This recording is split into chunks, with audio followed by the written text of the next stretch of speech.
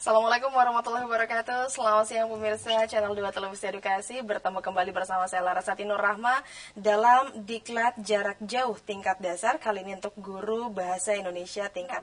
Sekarang ini saya sudah bersama dengan salah seorang widya iswara dari Balai Diklat Keagamaan Surabaya. Beliau adalah Bapak Jamal. Assalamualaikum Pak Jamal. Waalaikumsalam warahmatullahi wabarakatuh. Apa kabar? Baik. Selamat datang di studio kami. Dan kali ini dalam mata Diklat Bahasa Indonesia kita akan membahas mengenai apa ini Pak? Mengenai membaca memindai saya kira. Baik, membaca memindai. Itulah yang menjadi topik bahasan kita kali ini. Dan untuk Anda nantinya saya ingatkan kembali bisa bergabung di line telepon bebas pulsa 0800 140 3046. Setiap pertanyaan yang diajukan nantinya akan diberikan jawaban oleh Bapak Jamal. Baik, langsung saja kita mulai. Topik bahasan kita kali ini mengenai membaca memindai. Iya. Mungkin deskripsi singkatnya seperti apa Pak mata kuliah yang akan kita bahas kali ini? Oke, terima kasih Mbak Laras.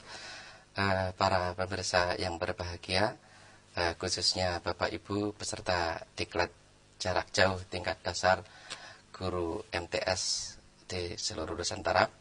Topik kita pada siang hari ini adalah membaca memindai dan deskripsi singkatnya dapat saya sampaikan sebagai berikut.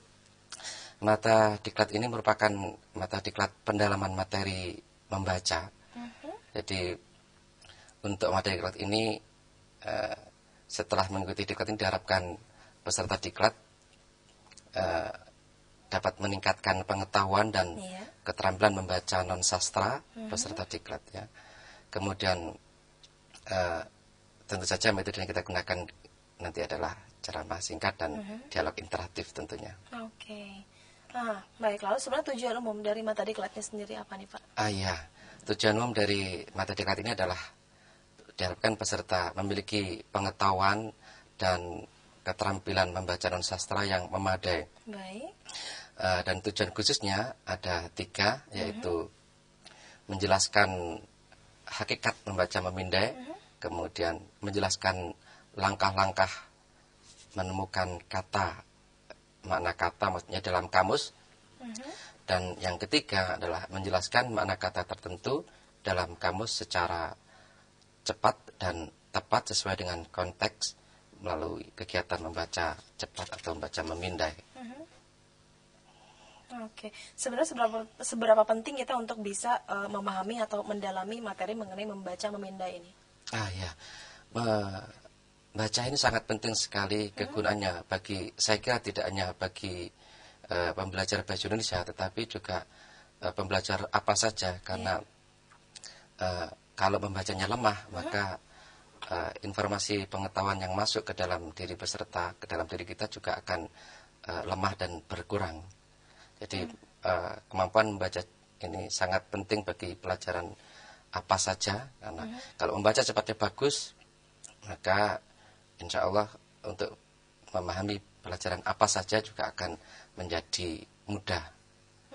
Sebenarnya membaca memindai atau kita bisa mengajarkan anak didik membaca memindai ini dari usia berapa Pak? Sedini mungkin membaca memindai.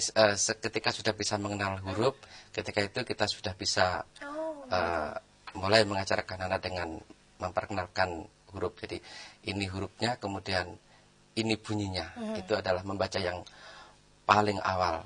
Oke. Ya, baik Pak. Lalu sebenarnya hakikat membaca itu sebenarnya apa sih Pak? Iya. Membaca itu adalah proses menangkap pesan yang disampaikan oleh penulis melalui media kata-kata atau bahasa tulis tentu saja. Kalau melalui simakan kan mendengarkan namanya ya. Jadi membaca itu adalah proses menangkap pesan yang disampaikan oleh penulis melalui pembaca. Kita tahu bahwa di dalam menulis itu penulis menyampaikan atau menuangkan gagasan-gagasan, dan membaca berarti adalah menangkap gagasan yang dituangkan oleh penulis dalam tulisan itu.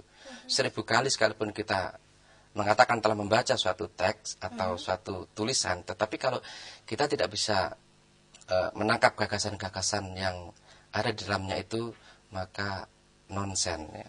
Sama dengan belum membaca sebetulnya. Oke. Ya, lalu kalau membaca itu sebenarnya ada jenis-jenisnya tidak nih Pak? Iya, membaca ada jenis-jenisnya. Apa saja? Dilihat dari tingkatannya, maka kita mengenal ada membaca tingkat pemula atau membaca permulaan, dan yang kedua adalah membaca tingkat lanjut. Tentu saja ini adalah pembagian membaca sangat sederhana. Membaca permulaan ini dimulai dengan membaca di kelas-kelas awal, kelas mulai TK sampai kelas 1, 2, dan 3 MI atau SD, itu masih termasuk membaca permulaan. Dan membaca lanjut adalah dimulai dengan SMP sampai dengan SMA, mahasiswa, dan kita semuanya pada umumnya ini sudah membaca lanjut. Saya pernah dengar ada anak usia misalkan masih 2 tahun misalnya seperti itu, itu sudah bisa mulai diperkenalkan dengan huruf-huruf. Apakah memang sebenarnya sudah relevan begitu anak seusia 2 tahun seperti itu sudah diajarkan membaca? Iya, asal tidak ada pemaksaan dalam tanda petik kepada anak untuk dipaksa bisa cepat membaca, maka itu boleh-boleh saja. Hanya kalau kemudian kita memaksakan anak untuk bisa mengenali huruf-huruf itu, untuk bisa membaca sejak dini, tentu saja biasanya untuk kepentingan orang tua itu sangat tidak dianjurkan gitu. Jadi kalau misalnya walaupun dia di usia seperti itu, kalau memang si anaknya sendiri yang meminta, itu tidak ada masalah. Tidak ada masalah. Jadi anak memang belum siap menerima, dianjurkan lebih baik tidak dulu saja ya. Karena kan sekarang juga kan sebelum TK sudah ada PAUD. Ya, nah di situ pun sudah mulai sedikit demi sedikit begitu anak diperkenalkan huruf, walaupun mungkin huruf-huruf sederhana, huruf-huruf vokal saja begitu ya Pak ya. Oke.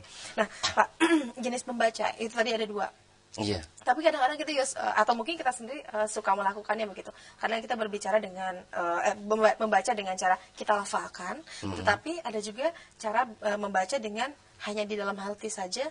Apakah memang ada jenis-jenis membaca seperti itu, Pak? Iya, itu membaca menurut caranya. Jadi menurut caranya kita mengenal ada membaca dengan cara dilafalkan secara nyaring. Ini biasanya untuk kelas-kelas awal. Jadi ketepatan melafalkan suatu kata itu menjadi fokus dalam membaca nyaring ini.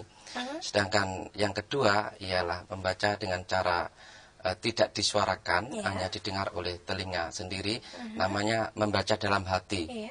Dan ini sudah bukan untuk anak-anak lagi, karena akan sangat lucu kita kalau sudah mahasiswa membacanya masih nyaring gitu ya, masih menyaring. Dan yang ketiga membaca cepat. Membaca cepat ini ada 2. Yang pertama membaca memindai, dan yang kedua adalah membaca layap. Ini pembagian membaca menurut jenisnya.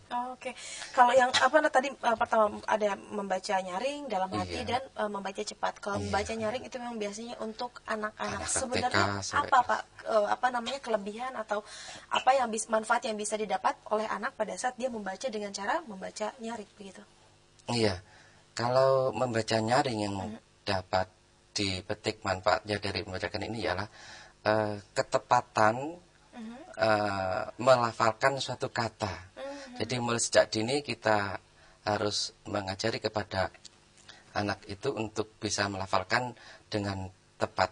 Karena kita tahu pengucapan yang berbeda bisa menimbulkan makna yang berbeda, terutama kalau dalam bahasa Inggris. Kebetulan kita bahasa Indonesia, jadi tidak seberapa masalah. Paling hanya kalau tokoh itu orang kan, kalau kita kemudian melafalkannya toko menjadi menjadi toko untuk menjual barang-barang itu ya. Terus membahas mengenai membaca memindai. Jangan kemana-mana, setelah jeda berikut ini kami akan segera kembali lagi.